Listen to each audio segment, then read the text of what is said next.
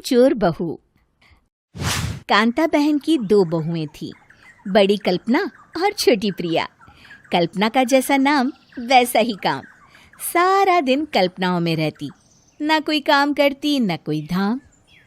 अरे कल्पना बहू, जरा अच्छी सी चटनी पीस दे, आज कुछ मजेदार खाने का मन है। पेट में जलन हो जाएगी माँ जी बुढ़ापे में, और वैसे भी मेरा काम करने का वक्त शाम का है, अब प्रिया को ही बोल दो। इतना कहकर कल्पना वहां से चली जाती है। कांता कल्पना के ऐसे रवैये से काफी परेशान रहती हैं। मैं बना देती हूँ माँ चटनी, ऐसा बोलकर प्रिया माँ को चटनी बनाकर प्लेट में खाने को देती है कि तभी वहां कल्पना आ जाती है। अरे वाह चटनी, जरा चक्कर तो देखूं, बड़े दिन हो गए। अरे नहीं बहू, तू तो रहने ही दे चटनी खाना, पेट में जलन हो जाएगी।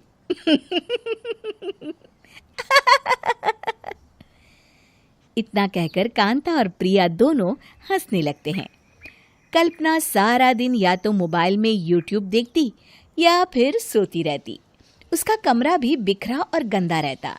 एक दिन कल्पना का पति अशोक उससे कहता है, अरे कल्पना, जानवर भी उस जगह को साफ कर लेता है जहां वो बैठता है, तुम तो इंसान हो, कैसे इतने गंदे कमरे में रह लेती हो? देखो सारा सामान यहाँ वहां बिखरा पड़ा है। ज्यादा अपनी माँ का बोल ना बोलो। हाँ, कमरा तुम्हारा भी तो है, गंदा लग रहा है तो साफ कर लो। पता नहीं तुम्हारे साथ मैं कैसे जिंदगी बिताऊंगा। इतना कहकर अशोक वहां से चला जाता है। कल्पना बस खाना खाने कमरे से बाहर आती और फिर से कमरे में चली जाती। इससे कांता बहन काफी परेशान रहती। एक दिन प्रिया कांता से कहती है, माँ, मैं सारा दिन काम करके थक जाती हूँ, आप कल्पना दीदी से कहिए ना कि सुबह और शाम का काम बांट ले, मैं तो अब सिर्फ एक वक्त का ही काम करूँगी। हाँ। अरे तू वो भी ना करना, एक बहू तो कामचोर थी ही, दूसरी भी आ गई काम ना करने के बहाने लेकर।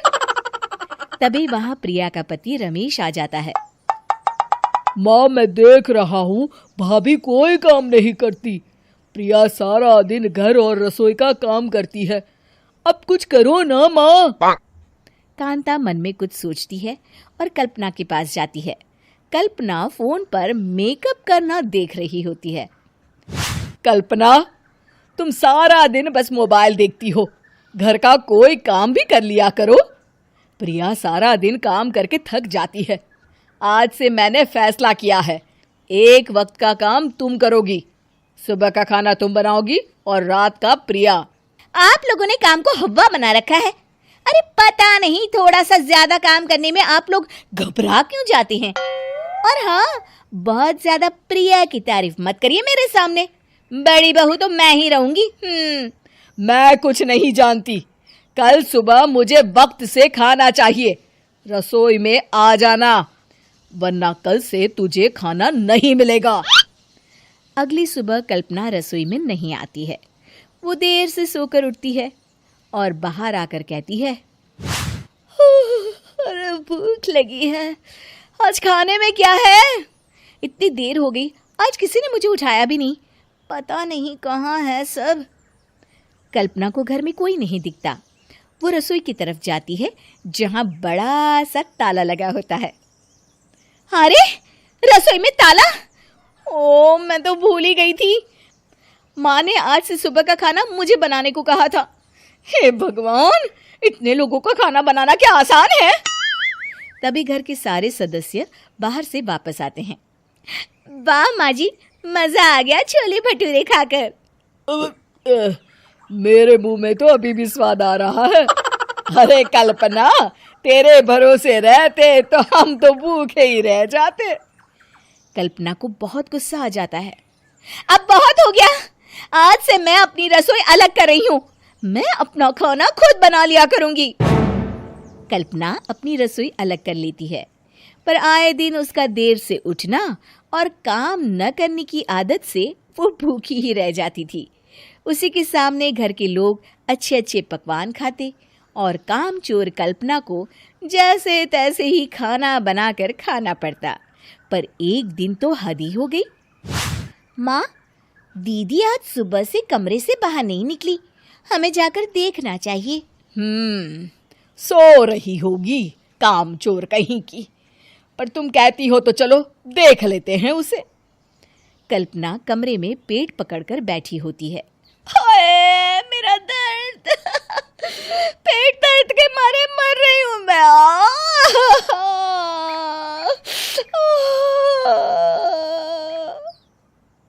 अरे दीदी, क्या हुआ? पेट में दर्द क्यों हो रहा है? डॉक्टर को दिखाया आपने? माँ, कल्पना खड़ी होती है और माँ जी के पास आती है। मुझे माफ कर दीजिए, अब से मैं सारे काम में मदद करूंगी, कभी आलस और काम चोरी नहीं करूंगी। हाँ, वो तो ठीक है, लेकिन अचानक क्या हो गया जो तू काम करने को तैयार हो गई? कामचोर कल्पना। माँ, लगातार बासी और उल्टा पुल्टा खाना खाने के कारण मेरे पेट में इन्फेक्शन हो गया है। काम न करना पड़े इसलिए मैं 2 दिन का खाना एक दिन ही बना लेती थी।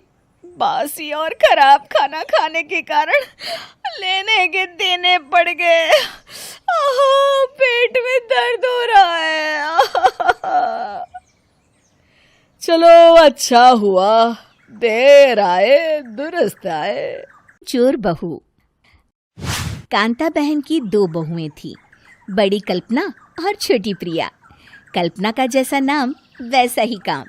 सारा दिन कल्पनाओं में रहती, ना कोई काम करती ना कोई धाम। अरे कल्पना बहू, जरा अच्छी सी चटनी पीस दे, आज कुछ मजेदार खाने का मन है। पेट में जलन हो जाएगी माँ जी बुढ़ापे में, और वैसे भी मेरा काम करने का वक्त शाम का है, आप प्रिया को ही बोल दो। इतना कहकर कल्पना वहां से चली जाती है।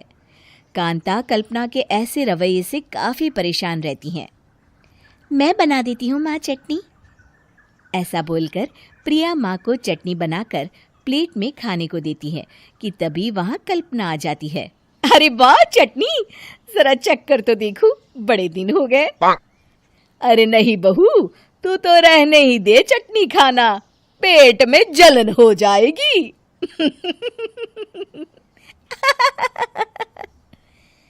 इतना कहकर कांता और प्रिया दोनों हंसने लगते हैं। कल्पना सारा दिन या तो मोबाइल में यूट्यूब देखती या फिर सोती रहती। उसका कमरा भी बिखरा और गंदा रहता। एक दिन कल्पना का पति अशोक उससे कहता है, अरे कल्पना, जानवर भी उस जगह को साफ कर लेता है जहां वो बैठता है, तुम तो इंसान हो, कैसे इतने गंदे कमरे में रह लेती हो? देखो सारा सामान यहाँ वहां बिखरा पड़ा है। ज्यादा अपनी माँ का बोल ना बोलो। हाँ, कमरा तुम्हारा भी तो है, गंदा लग रहा है तो साफ कर लो। पता नहीं तुम्हारे साथ मैं कैसे जिंदगी बिताऊंगा। इतना कहकर अशोक वहां से चला जाता है। कल्पना बस खाना खाने कमरे से बाहर आती और फिर से कमरे में चली जाती। इससे कांता बहन काफी परेशान रहती। एक दिन प्रिया कांता से कहती है, माँ, मैं सारा दिन काम करके थक जाती हूँ, आप कल्पना दीदी से कहिए ना कि सुबह और शाम का काम बांट ले, मैं तो अब सिर्फ एक वक्त का ही काम करूँगी। हाँ। अरे तू वो भी ना करना, एक बहू तो कामचोर थी ही, दूसरी भी आ गई काम ना करने के बहाने लेकर। तभी वहां प्रिया का पति रमेश आ जाता है। माँ, मैं देख रहा हूँ भाभी कोई काम नहीं करती, प्रिया सारा दिन घर और रसोई का काम करती है, अब कुछ करो ना माँ। कांता मन में कुछ सोचती है और कल्पना के पास जाती है। कल्पना फोन पर मेकअप करना देख रही होती है। कल्पना, तुम सारा दिन बस मोबाइल देखती हो, घर का कोई काम भी कर लिया करो। प्रिया सारा दिन काम करके थक जाती है, आज से मैंने फैसला किया है, एक वक्त का काम तुम करोगी, सुबह का खाना तुम बनाओगी और रात का प्रिया। आप लोगों ने काम को हव्वा बना रखा है। अरे पता नहीं थोड़ा सा ज्यादा काम करने में आप लोग घबरा क्यों जाते हैं। और हाँ, बहुत ज्यादा प्रिया की तारीफ मत करिए मेरे सामने, बड़ी बहू तो मैं ही रहूंगी।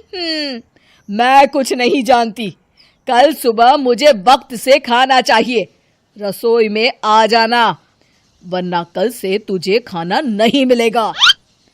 अगली सुबह कल्पना रसोई में नहीं आती है। वो देर से सोकर उठती है और बाहर आकर कहती है, अरे भूख लगी है, आज खाने में क्या है? इतनी देर हो गई, आज किसी ने मुझे उठाया भी नहीं, पता नहीं कहाँ है सब। कल्पना को घर में कोई नहीं दिखता। वो रसोई की तरफ जाती है जहाँ बड़ा सा ताला लगा होता है। अरे रसोई में ताला! ओ, मैं तो भूल ही गई थी। माँ ने आज से सुबह का खाना मुझे बनाने को कहा था।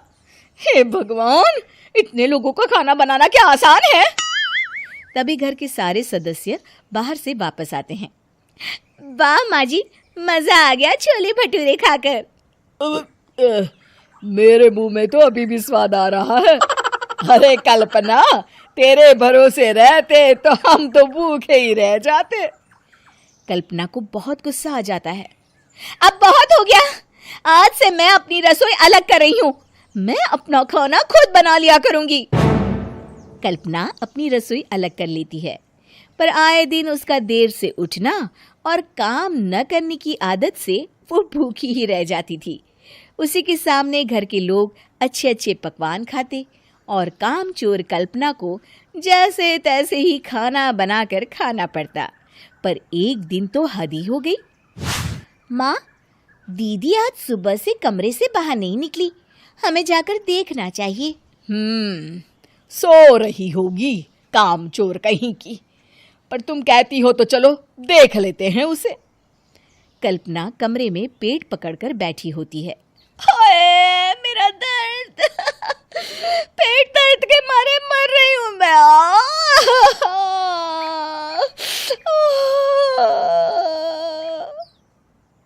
अरे दीदी, क्या हुआ? पेट में दर्द क्यों हो रहा है? डॉक्टर को दिखाया आपने?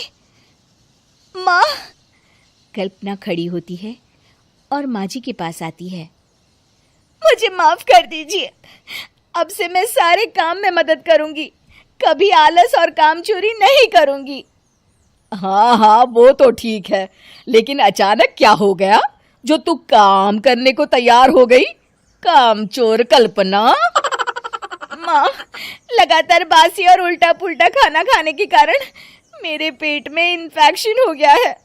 काम न करना पड़े इसलिए मैं 2 दिन का खाना एक दिन ही बना लेती थी। बासी और खराब खाना खाने के कारण लेने के देने पड़ गए। पेट में दर्द हो रहा है। चलो अच्छा हुआ, देर आए दुरुस्त आए।